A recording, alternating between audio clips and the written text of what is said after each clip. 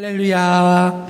이 무더운 여름 날씨에도 주님의 말씀을 듣기 위해 하나님께 우리의 마음을 쏟아놓기 위해 이 자리 가운데 오신 우리 열방교회 모든 성도님들을 주님의 이름으로 축복합니다.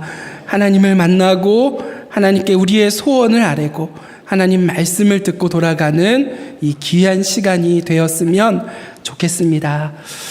아모스는 이스라엘과 이해 관계에 있는 여러 나라들의 죄와 그들의 장래에 대해 고발한 후에 결론적으로 저번 설교에서 말씀과 같이 이스라엘의 죄를 아모스는 고발했습니다.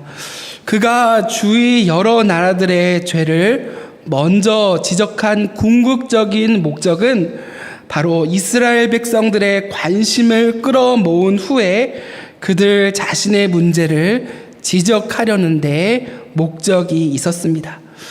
아모스가 이스라엘 백성들의 죄를 지적하는 그 이유는 무엇일까요? 이스라엘의 죄는 이 세상의 어떠한 문제보다 훨씬 더 치료하기 힘들고 심각한 것이 바로 이스라엘이 가지고 있던 문제였기 때문입니다. 이처럼 하나님의 백성이 세상보다 더 심각한 상태에 빠져 있었다라는 것이죠. 그렇다면 이것을 무엇을 통해 우리들은 알 수가 있는 것일까요? 아모스와 같은 평신도 선지자의 바로 출현을 통해 알 수가 있습니다. 아모스 선지자는 유다 드고아인 목자인 내가 이곳 베델까지 와서 이러한 심각한 설교를 한다라는 것 자체가 너희들에게 큰 문제가 있다라는 증거를 아모스는 말하고 있죠. 북이스라엘 선지자는 대개 북이스라엘에서 나왔습니다. 그런데 아모스는 남유다 사람이었습니다. 그러한 아무런 관련 없는 사람까지 와서 이 북이스라엘에게 하나님의 말씀, 경고를 선포한다라는 것 자체가 그들이 가지고 있는 문제가 심각하다라는 증거로 볼 수가 있는 것이죠. 아모스는 정식 훈련을 받은 선지자가 아니라 바로 양을 치는 평범한 목자였습니다. 게다가 이 북이스라엘에는 이미 수많은 선지자들이 있었습니다. 그럼에도 불구하고 자신이 여기까지 와서 이런 설교를 해야 한다라는 것 자체가 이스라엘 공동체가 얼마나 심각한 위기에 처해 있는가를 입증해주는 증표라는 말이 바로 아모스의 말이었습니다. 하나님께서는 자기 백성들에게 그 경고를 주시며 심판, 어려움을 주시기 전에 먼저 증표를 보여주십니다.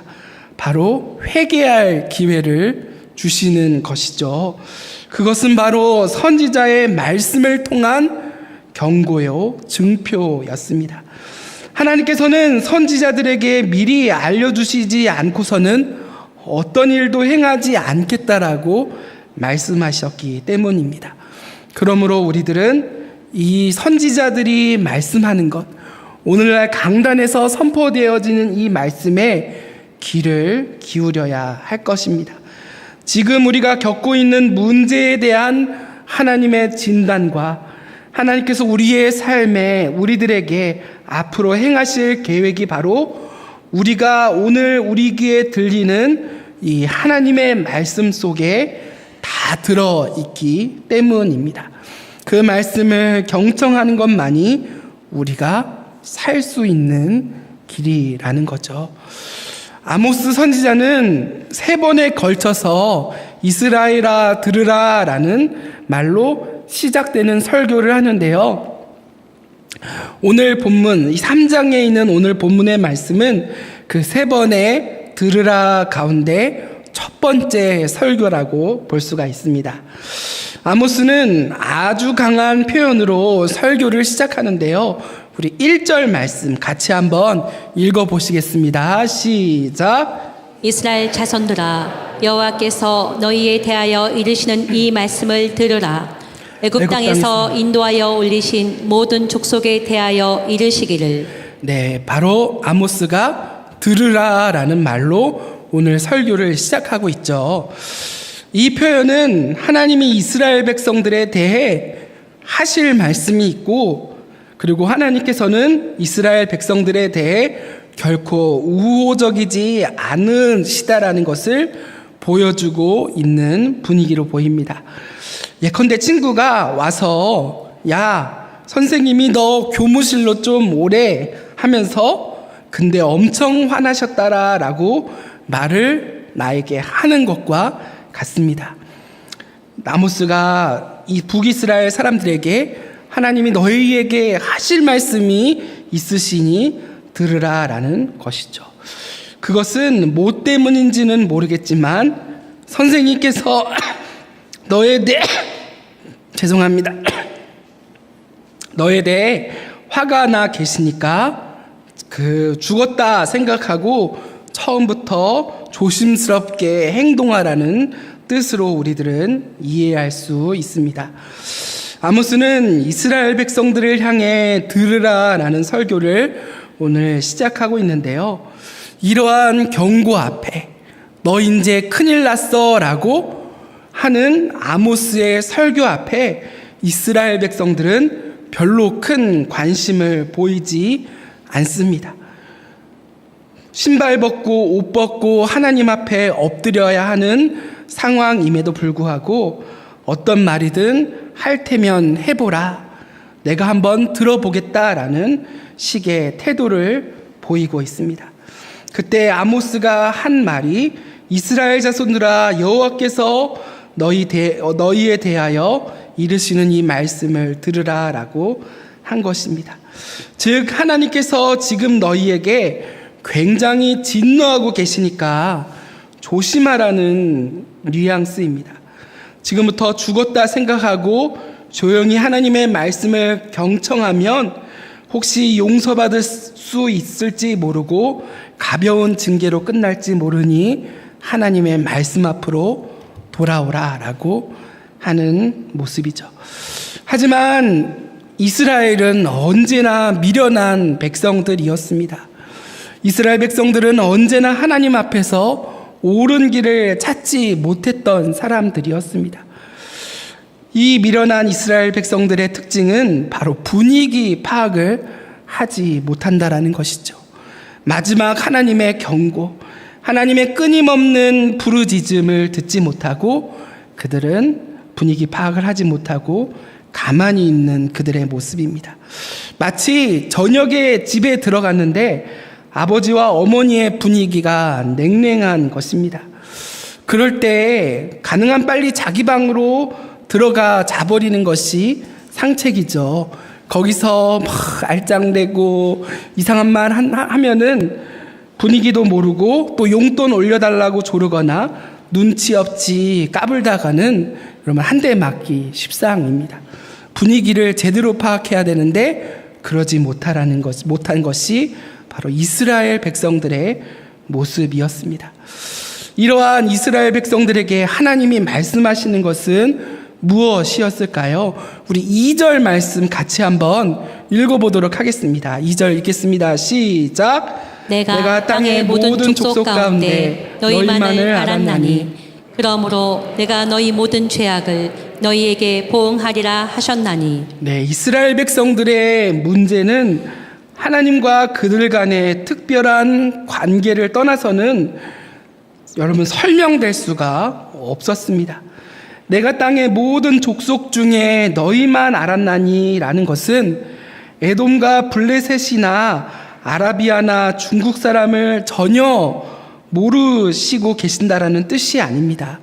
그것은 바로 오직 이스라엘 족속만 선택하셨고 이스라엘 족속만 특별하게 하나님이 사랑하셨다라는 뜻입니다. 다시 말해서 이스라엘 백성들을 온전히 배타적으로 사랑하셨다라는 말이죠. 남편은 오직 한 여자만 알아야지 여러 여자를 알면 안 됩니다. 이때 안다라는 것은 책임지는 사랑을 뜻하는 말입니다. 평범한 의미에서는 여러 사람을 알고 지낼 수는 있지만 그러나 책임지는 사랑을 맺는 관계는 오로지 1대1로만 이루어져야 되는 관계입니다. 이처럼 하나님께서는 나는 너희를 책임지는 유일한 사랑을 베풀었고 너희와 특별한 관계를 맺었다. 너희가 겪는 모든 문제는 바로 이 하나님과의 특별한 관계 속에서 비추어 보아야만 이해될 수 있는 것이다 라고 말씀하는 것입니다. 이스라엘 백성들은 언제부터 존재하게 된 사람일까요? 하나님께서 애굽에서 인도하여 내신 때부터가 존재하게 된 때가 아닌가 싶습니다. 물론 그들은 그 전부터 존재하였지만요, 지금과 같은 의미로 존재했던 것은 아닙니다. 이스라엘 백성들이 특별한 백성으로 존재하게 된 것은 바로 하나님께서 그들을 애굽에서 이끌어내신 때부터가 특별한 관계로 시작된 그 시점이라고 볼 수가 있습니다. 이처럼 하나님께서 여러 민족들 가운데 오직 이스라엘 족속만 택해서 사랑하셨던 이유는 무엇일까요? 다른 민족들에 비해 그들이 무엇인가 더 사랑할 만한 데가 있었기 때문은 아닌 것 같습니다. 오히려 그들은 부족한 데가 많은 사람들이었고요, 사랑할 만한 데가 전혀 없는, 하나님의 마음을 알아주지 않는 음란한 백성들이었습니다. 그럼에도 불구하고 하나님께서는 그들을 특별히 사랑하셨고 언제나 지고지순한 하나님의 사랑을 그들에게 보여주셨습니다. 그렇게 사랑을 보여주셨던 그 이유는 무엇일까요? 바로 그 이유는 바로 하나님 자신을 나타내시려는 데 있었습니다. 바로 하나님의 하나님 되심을 이스라엘 백성들을 통해 보여주시기 위함이라는 것이죠. 여러분, 히브리 민족은 참으로 지저분한 민족이었습니다. 그래서 애굽인들은 이들을 불가촉 천민으로 여겨 아예 상대하려 들지도 않았습니다. 그런데 하나님의 택함을 받은 이후 이들은 영광스러운 민족으로 바뀌어 있었습니다. 이것을 본 다른 민족들은 누구든지 하나님의 사랑을 받고 하나님의 택함을 받기만 하면 저런 영광스러운 백성들이 될 수 있구나라고 열방들은 생각했을 것입니다. 유달리 고집이 세고 불순종하던 이스라엘 백성들이 몇백 번씩 용서받는 것을 보면서 열방은, 이방 나라들은 우리도 하나님 앞에 나아가기만 하면 얼마든지 용서받고 거룩하게 될 수 있겠구나라는 용기를 얻었을 것입니다.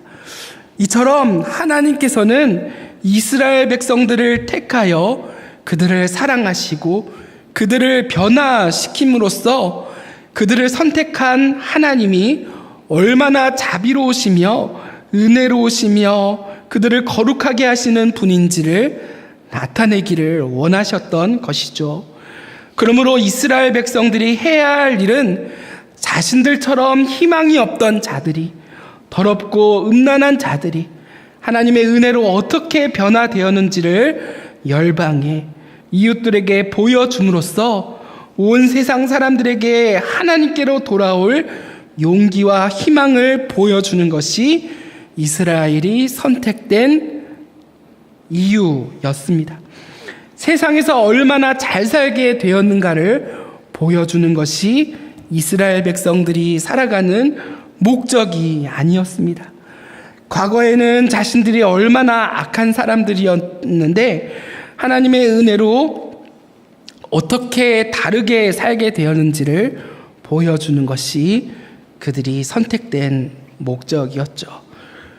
존 뉴턴은 아주 악독한 선장, 노예선 선장이었습니다. 그의 삶은 그렇게 악독했던 자신을 하나님께서 어떻게 변화시켰는지에 대해 증거하는 삶을 그는 살았습니다. 그의 변화된 삶을 보고 수없이 많은 사람들이 하나님께로 돌아온 것을 우리들은 역사를 통해 알고 있습니다. 뉴턴은 노예선 선장 존 뉴턴으로 불리는 것을 부끄러워하지 않았습니다. 왜냐하면 그것이야말로 하나님의 살아계심과 은혜로우심을 보여주는 호칭이었기 때문입니다. 그는 자기가 살아있는 목적이 거기에 있다고 생각하고 평생을 하나님의 자비로우심을 나타내며 살아갔던 사람이었습니다. 나 같은 죄인도 이렇게 변화시키신 것을 보면 이 세상에 변화받지 못할 사람이 없다는 것을 그는 평생을 통해 알렸던 것이죠. 그는 이러한 사명으로 살아갔던 사람이었습니다. 존 뉴턴 말고 또 유명한 이러한 하나님의 자비로우심을 나타냈던 사람이 있습니다. 여러분 맞추면 여러분 카페에서 공갈빵 하나 여러분 제 이름 대고 하나 사가십시오. 너도 나도 다 조정현 이름 대면 안 되는데요. 네, 우리 한번 누가 있는지 맞춰 보실 분 계신가요? 네, 제가 한번 맞춰보도록 하겠습니다. 바로 사도 바울입니다. 사도 바울이에요. 사도 바울은 죄인 중에 괴수였죠. 우리 디모데전서 1장 15절과 16절 말씀 같이 읽어보도록 하겠습니다. 읽겠습니다. 시작. 미쁘다 모든 사람이 받을 만한 이 말이요 그리스도 예수께서 죄인을 구원하시려고 세상에 임하셨다 하였도다. 죄인 중에 내가 괴수니라. 그러나 내가 긍휼을 입은 까닭은 예수 그리스도께서 내게 먼저 일체 오래 참으심을 보이사 후에 주를 믿어 영생 얻은 자들에게 본이 되게 하려 하심이라. 네, 사도 바울은 영생 얻는 자들, 예수 믿는 자들에게 자신이 본이 되려는 삶을 살았습니다. 악하고 성도들을 죽이던 그러한 죄인 중의 괴수가 하나님의 은혜로 예수 그리스도를 믿어 변화된 것을 모든 사람에게 알리던 사람이었죠. 사도 바울은 그리스도께서 왜 그렇게 자기에 대해 오래 참아주셨는지 알고 있었습니다. 그것은 자신이 똑똑하거나 학벌이 좋기 때문은 아니었습니다. 그것은 이런 죄인 중에 괴수도 하나님께서 사랑하신다. 그것도 그냥 사랑하시는 것이 아니라 자신을 사도로까지 존귀하게 사용하시기까지 하나님은 나를 사용하신다. 그러니 누구라도 두려워하지 말고 하나님께 나오라는 뜻으로 자신을 사랑해 주셨다는 것을 그는 평생을 통해 알리는 삶을 살았습니다. 이처럼 하나님께서는요, 이스라엘 백성들을 특별하게 사랑하셨습니다. 구약 성경을 읽으면 하나님께서 그들을 얼마나 사랑하셨는지 우리들은 분명히 알 수 있습니다. 왜 하나님께서는 이스라엘 백성들을, 하나님의 백성을, 우리들을 왜 그렇게 사랑하시는 분일까요? 그들이 잘나서가 아닙니다. 우리들도 잘나서가 아닙니다. 오직 하나님의 긍휼과 사랑을 나타내시기 위해서라는 것입니다. 그토록 패역한 자들도 변화시키고 영광스럽게 만드시고 하나님께서 복 주신다는 것을 모든 사람에게 보여주심으로써 다른 사람들 또한 하나님께로 돌아올 용기를 내게 해주시기 위해서였습니다. 그런데 이러한 하나님의 지고지순한 끊임없는 하나님의 사랑 앞에 이스라엘 백성들이 한 일은 무엇일까요? 과거는 전부 잃어버린 채 더 잘 살기 위해 자기 욕심을 쫓아갔던 사람들이 이스라엘 백성들이었고요. 바로 우리들의 모습, 우리들의 죄성입니다. 하나님을 믿지 않은 죄가 아닙니다. 종교 생활을 열심히 하지 않은 죄가 아닙니다. 봉사를 하지 않는 죄가 아닙니다. 하나님께서 자신들을 부르신 근본적인 목적, 하나님이 사랑하신다라는 그 사실을 부인한 죄가 바로 이 북이스라엘, 우리들의 죄인 것입니다. 오늘 우리들은 어떠한 삶을 살아가고 있을까요? 우리들 가운데 구원받을 만한 자격이 있어서 구원받은 사람은 아무도 없습니다. 우리는 2대, 3대만 거슬러 올라가도 우상을 숭배하였던 사람들의 자손이 바로 우리들입니다. 우리는 하나님과 원수들이었습니다. 그런데도 하나님께서는 우리를 사랑하셔서 오늘 이스라엘 백성들에게 하신 말씀, 나는 오직 너희만 알았다라고 말씀하시는 것입니다. 하나님은 왜 우리를, 자격 없는 우리를 이토록 사랑하시는 것일까요? 그것은 하나님이 어떤 분이신지를 다른 사람들에게도 나타내 주시기 위해서입니다. 하나님께서는 우리들을 그냥 사랑하시는 분이 아닙니다. 아주 존귀하게 바꾸어 놓으실 뿐 아니라 하나님 나라에서 가장 귀한 것들을 우리들에게 맡겨주시는 하나님이십니다. 목자요, 그리고 삶에서 사람들을 돌보는 그러한 그리스도인으로 우리들을 부르셨습니다.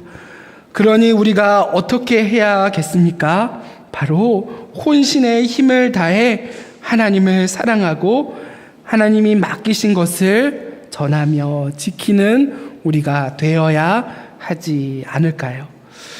이제 아모스는 백성들의 모든 문제는 하나님과 그들 간의 특별한 관계를 인정하지 않는 데 있다는 것을 지적한 후 여러 가지 질문으로 수수께끼를 내며 이스라엘 백성들에게 말하고 있습니다. 첫 번째 질문은 여행하는 두 사람에 관한 수수께끼인데요. 우리 3절 말씀 같이 한번 읽어보겠습니다. 3절 읽겠습니다. 시작. 그 사람이 뜻이 같지 않은데 어찌 동행하겠으며. 네, 두 사람이 아주 먼 길을 걸어온 것처럼 보입니다. 그 사실이 의미하는 바가 무엇인가요? 지금까지 이 두 사람의 뜻이 아주 잘 맞았다라는 것입니다. 뜻이 맞지 않는 사람들끼리 먼 길을 동행할 수가 없는 것이죠. 아모스는 이 질문을 통해서요, 두 가지를 이야기하려고 합니다. 한 가지는 하나님과 이스라엘 백성들이 계속 함께 그 길을 걸어가려면 하나님과 뜻이 맞아야 한다라는 것을 말하고 있습니다. 서로의 목적지가 다르거나 걷는 속도가 다르다면 길을 같이 갈 수가 없습니다. 하나님께서는 이스라엘 백성들과 더 이상 짝사랑하기를 원치 않으신 것이죠. 하나님께서 이스라엘 백성들을 사랑하면 사랑할수록 이스라엘 백성들은 더욱더 겸손하고 정직해져서 하나님의 뜻을 온전히 나타내는 그러한 백성들, 자녀들이 되기를 원하셨습니다. 그런데 이스라엘 백성들은 하나님께서 그들을 사랑하시고 축복하실수록 더 교만해지고 거짓되게 살며 자기 욕심을 챙기게 된다면 더 이상 하나님은 그들과 동행할 수 없으시게 될 것입니다. 이처럼 하나님께서 빨리 걸으시면요, 우리도 빨리 걸어야 하고요. 하나님께서 천천히 걸으신다면 우리도 천천히 걸어야 할 것입니다. 하나님께서 싫어하시는 것은 우리도 싫어해야 할 것입니다. 하나님께서 좋아하시는 것은 우리도 좋아해야 할 것입니다. 그런데 이스라엘 백성들은 하나님과 맞는 구석이 한 군데도 없었다라는 것이죠. 하나님은 급히 가시고자 하시는데 이스라엘 백성들은 여기저기 세상을 기웃기웃 거리면서 한눈을 팔며 하나님과 도무지 갈 생각을 하지 않았던 백성들이었습니다. 우리의 몸도 마음도 똑같은 것 같습니다. 우리의 몸은 교회에 나와 있지만 마음은 세상 사람들이 누리는 재미와 자랑에 빠져 있고요. 세상의 염려에 빠져 있는 우리들의 모습을 보게 됩니다. 그렇다면 더 이상 우리들도 주님과 동행할 수가 없을 것입니다. 하나님께서 그 백성들에게 바라시는 것은 하나님과 보조를 맞추는 것, 하나님과 동행하는 것입니다. 그 뜻에 따라 움직이는 사람이 되는 것이 하나님의 뜻이었습니다. 하나님께서 가라 하시면 가고 서라 하시면 서는 사람이 되는 것이 백성들이 마땅히 걸어야 할 그러한 길이었습니다. 그래서 하나님께서는 자꾸 우리들의 삶에 훈련을 시키시는 것 같습니다. 내 몸 하나도 거추장스러운데 재물까지 있으면 어떻게 하나님의 뜻대로 움직이겠습니까? 하나님께서는 나의 삶에 때때로 고난과 환난을 보내주셔서 나의 뜻과 나의 고집, 나의 의를 잘라버리시는 하나님이십니다. 그런데 이스라엘 백성들은 이 제거하시는, 잘라내시는 하나님의 손길을 깨닫지 못하고 하나님께서 무엇을 가져가시면 가져가신 만큼 하나님을 미워하고 세상에 더 집착하던 민족이, 백성이 이스라엘 백성들이었습니다. 그래서 하나님께서는 그들을 향해 어찌 동행하겠느냐, 이제는 도저히 갈 수 없다라고 아모스를 통해 선언하시는 분이십니다. 이제 질문은 두 번째로 넘어가는데요. 두 번째 질문은 아모스의 자신에 관련된 질문인 것 같습니다. 사람들은 아모스가 평신도 선지자라는 이유로 그의 말을 잘 들으려 하지 않았던 것 같습니다. 그러나 아모스가 하는 말이 무엇일까요? 유다 드고아의 목자인 자신이 이곳 이스라엘까지 괜히 오지 않았다라는 것입니다. 자신은 하나님과 함께 왔으며 하나님께서 그들에게 하실 말씀이 있기 때문에 내가 이곳에 왔다라고 선언하고 있습니다. 아모스는 사자처럼 담대하게 외치고 있는데요. 우리 4절 말씀 같이 한번 읽어보겠습니다. 읽겠습니다. 시작. 사자가 움킨 것이 없는데 어찌 숲에서 불을 짓겠으며 젊은 사자가 잡은 것이 없는데 어찌 그래서 소리를 내겠느냐. 네, 사자가 왜 부르짖는 것일까요? 그것은 움킨 것이 있기 때문이고요. 누가 그 사자 근처에 왔기 때문입니다. 괜히 낮잠 자다가 부르짖거나 새끼들과 놀다가 부르짖는 것은 사자가 아닙니다. 사자가 부르짖는 것은 사냥감을 움켜쥐었기 때문이죠. 이 부르짖는 사자가 누구냐면 바로 아모스입니다. 그가 이처럼 담대하게 부르짖는 것은 손에 무엇인가 움킨 것이 있기 때문에 부르짖는 것입니다. 그것은 그에게는 하나님께서 이스라엘에 대해 말씀하실 것이 있어서 자신을 보내셨다라는 확신이 그에게는 있었습니다. 그래서 아모스는 사자의 부르짖음 같이 이스라엘을 향해 하나님의 말씀을 부르짖고 있는 것처럼 보입니다. 8절의 말씀을 한 번 더 읽어보겠습니다. 함께 읽겠습니다. 시작. 사자가 부르짖은즉 누가 두려워하지 아니하겠느냐. 주 여호와께서 말씀하신즉 누가 예언하지 않겠느냐. 네, 사자의 소리는 곧 하나님의 말씀이었습니다.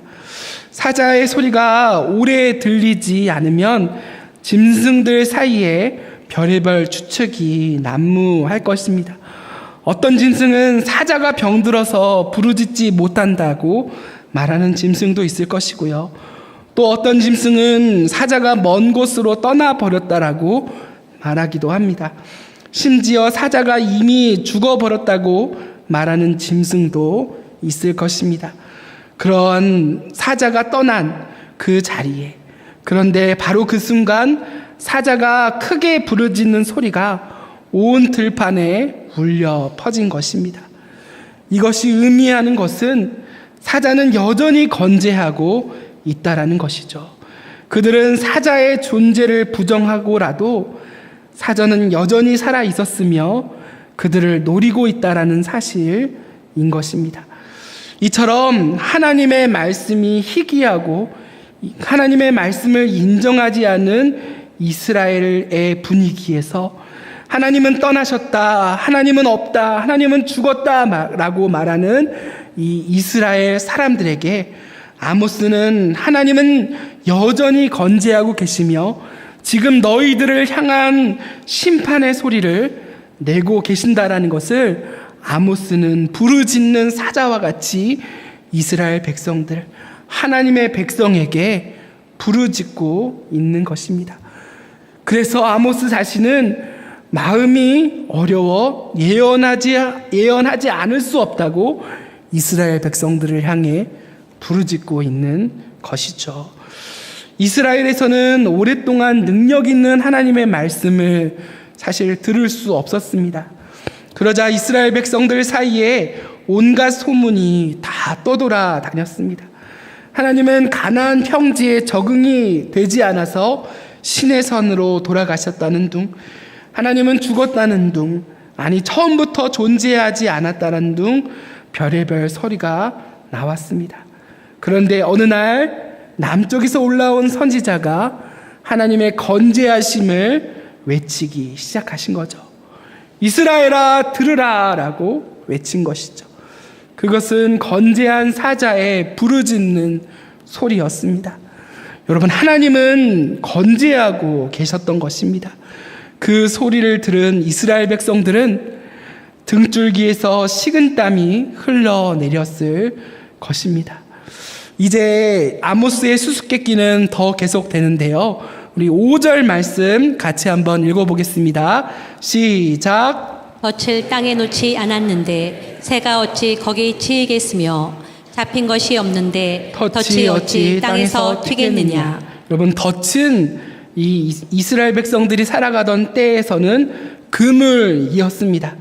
잘 날아가던 새가 갑자기 떨어졌다는 것은 우리 눈에는 보이지 않지만 어딘가에 그물이 치어져 있었다라는 것입니다. 또 땅에 쳐놓은 그물이 갑자기 출렁였다라는 것은 어떤 짐승이 그 그물에 걸려들었다라는 뜻이죠. 이처럼 한참 잘 나가던 사람이 한순간에 넘어지는 것은 우연이 아니라는 것입니다. 이스라엘 백성들이 환난을 당하고 삶에 어려움이 찾아왔다는 것은 우연이 아니라는 것입니다. 하나님께서 그의 발 밑에 그물을 쳐 놓으셨다라는 것이죠. 하나님이 그들의 삶에 개입하셔서 그를 넘어뜨리셨다라는 것입니다. 잘 날아가던 참새가 갑자기 툭 떨어지는 것은 누군가 그물을 쳐놓았기 때문인 것처럼 땅에 쳐놓은 그물이 출렁이는 것은 짐승이 그 그물에 걸려들었다라는 신호인 것처럼 잘 나가던 사업이 망하거나 잘 진행했던 계획이 갑자기 뒤틀리는 것은 나의 삶에 이해할 수 없는 어려움이 찾아왔다라는 것은 하나님께서 그에게 무엇인가 하실 말씀이 있다라는 뜻인 것입니다. 그럴 때는 자기의 힘으로 수습해 보겠다고 이리저리 뛰고 저리 뛸 것이 아니라 하나님의 말씀을 들어 나와야 한다라는 것을 오늘 아모스는 이스라엘 백성들에게 말씀하고 있습니다. 그가 꼭 들어야 할 중요한 말씀이 있기 때문에 하나님께서는 그의 삶을 잠시 멈추게 한 것인 거죠. 이처럼 이스라엘의 소득이 줄고 그들의 삶에 만족이 없고 어려움이 찾아왔다면 자신이 지금 그물에 걸려 넘어진 것은 아닌지 되돌아봐야 한다라는 말씀인 것입니다. 이러한 상황에 우리는 대개 어떠한 모습을 보일까요?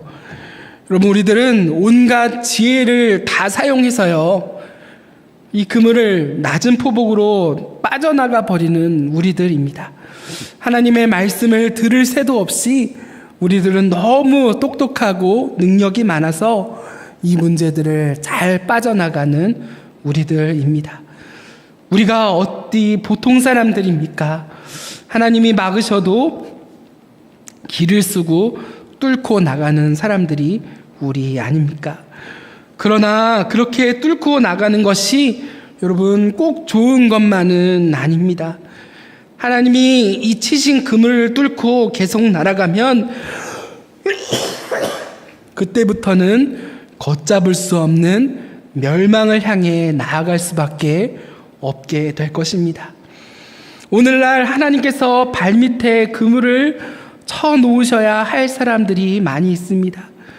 그만큼 세상에 대한 미련을 버리지 못하고 세상을 향해 달려가고 있는 사람들이, 성도들이 많이 있다라는 것이죠. 여러분, 차라리 그물에 걸려서 넘어지고 하나님께로 돌아올 수 있다라면 다행이지만, 그물에 걸린 사람은 다시 시작할 수 있지만 여러분, 그렇지 않은 사람들도 많이 있습니다. 저 또한 하나님의 그물을 피해 이리저리 피해 다니는, 빠져나가는 모습을 많이 보이기도 합니다. 여러분, 진정한 현명한 사람은 누구일까요? 그 사람은 그물에 걸려 넘어지기 전에 미리 자신을 자제하는 사람이 진정한 현명한 사람이라고 볼 수가 있습니다. 하나님께서 자신을 축복하실 때, 많은 재물을 주실 때, 형통하게 하실 때 한번 멈추어 서 보십시오. 멈추어 서서 다시 한번 우리의 호흡을 가다듬고 삶을 가다듬고 하나님을 바라보고 하나님과 보조를 맞추는, 길을 맞추는, 걸음을 맞추는 우리가 되었으면 좋겠습니다. 재앙이 닥치기 전에 말씀을 듣고 미리 멈추어 서는 사람이, 하나님의 말씀을 듣는 사람이 진정한 현명한 자, 지혜로운 사람입니다. 우리 6절 말씀 한번 읽어보겠습니다. 6절 읽겠습니다. 시작. 성읍에서 나팔이 울리는데 백성이 어찌 두려워하지 아니하겠으며 여호와의 행하심이 없는데 재앙이 어찌 성읍에 임하겠느냐. 네, 성읍에서 나팔 소리가 나는 것은 전쟁이 터졌다는 신호입니다. 나팔 소리가 나는데도 두려워하지 않을 사람이 어디 있겠습니까? 이스라엘 백성들은 못 들었다고 하지만 하나님께서는 분명히 나팔을 부셨습니다. 그런데 그 소리를 제대로 알아듣지 못하여서 그들은 이 지경까지, 끝까지 온 것이죠.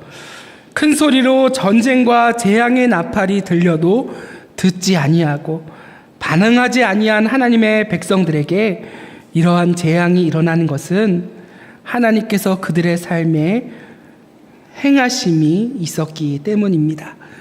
여러분, 하나님의 허락 없이는 이러한 일이 일어나지 않는다라는 것이 오늘 아모스서의 말씀입니다.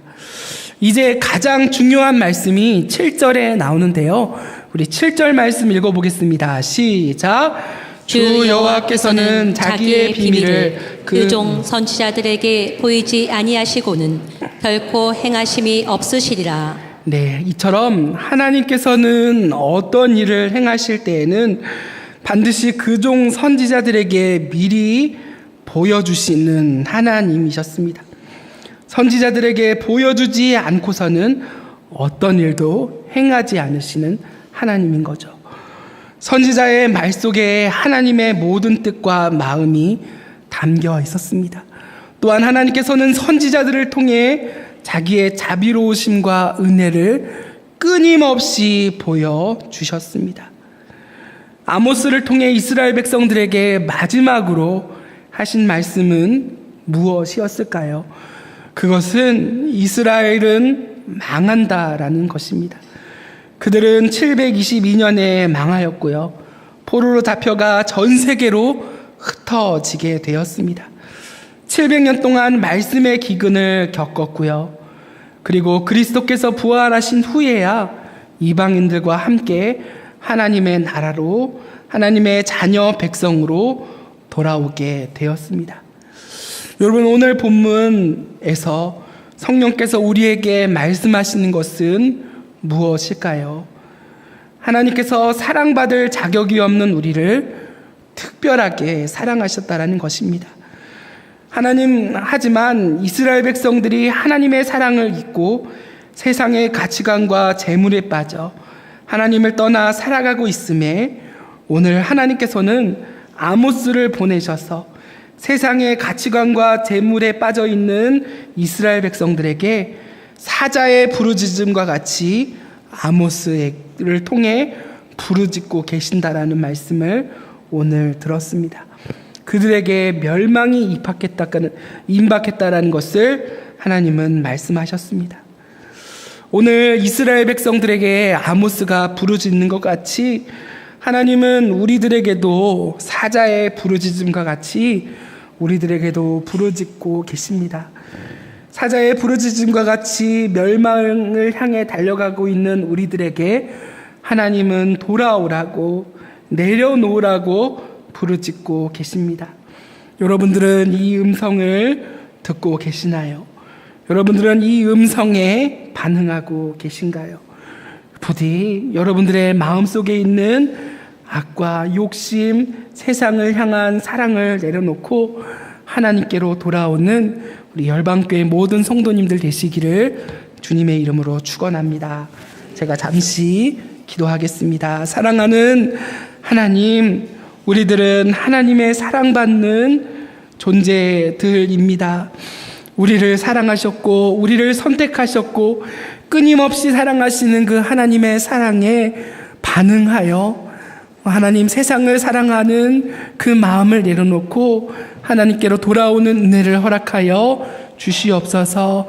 하나님, 하나님의 말씀에 반응하기 원합니다. 귀를 막고 눈을 막고 입을 막는 어리석은 백성 자녀되지 않게 하여 주시고 하나님께로 돌아와 그 풍성한 하나님의 사랑을 모든 사람에게 알리는 복음의 도구로 우리들을 사용하여 주시옵소서. 예수님의 이름으로 기도드리옵나이다. 아멘.